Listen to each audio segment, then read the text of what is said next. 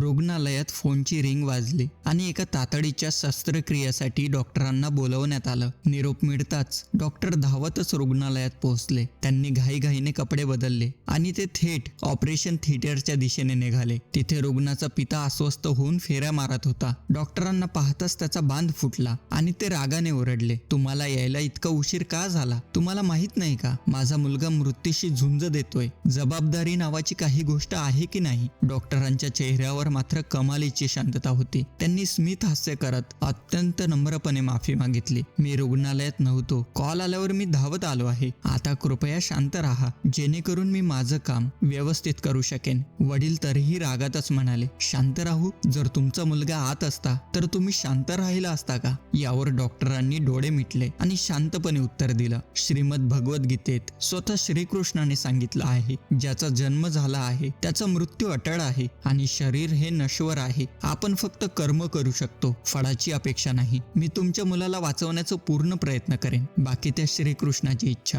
असं म्हणून डॉक्टर आत निघून गेले. शस्त्रक्रिया काही तास चालली. डॉक्टर बाहेर आले आणि म्हणाले, अभिनंदन, तुमच्या मुलाचा जीव वाचला आहे. तो आता धोक्याबाहेर आहे. वडिलांच्या उत्तराची वाट न पाहताच डॉक्टर घाईघाईने निघून गेले. वडिलांना याचा पुन्हा राग आला. त्यांनी नर्सला विचारलं, हे डॉक्टर किती गर्विष्ठ आहेत. माझ्या मुलाच्या तब्येतीबद्दल नीट बोलायला सुद्धा त्यांना वेळ नाही का? हे ऐकून नर्सच्या डोळ्यात पाणी आलं. ती रडवेल्या स्वरात म्हणाली, साहेब, डॉक्टरांना दोष देऊ नका. काल एका अपघातात त्यांच्या स्वतःच्या मुलाचा मृत्यू झाला. जेव्हा आम्ही त्यांना तुमच्या मुलासाठी कॉल केला तेव्हा ते आपल्या मुलाच्या अंत्यसंस्काराच्या विधीमध्ये होते. तुमच्या मुलाचा जीव वाचवण्यासाठी ते आपला पोटचा मुलगा सोडून आले आणि आता ते उरलेले अंत्यसंस्कार पूर्ण करण्यासाठी धावत गेले आहेत. हे ऐकून त्या वडिलांच्या पायाखालची जमीनच सरकली. त्यांचा राग ओसरला आणि पश्चातापाने मान खाली झुकली. जगाच्या नजरेत ते फक्त एक घाईत आलेले डॉक्टर होते, पण त्या बापाच्या काळजातला पुत्रवियोग कोणालाच दिसला नाही. कोणाच्या आयुष्यात कोणतं वादळ सुरू आहे हे आपल्याला कधीच माहिती नसतं.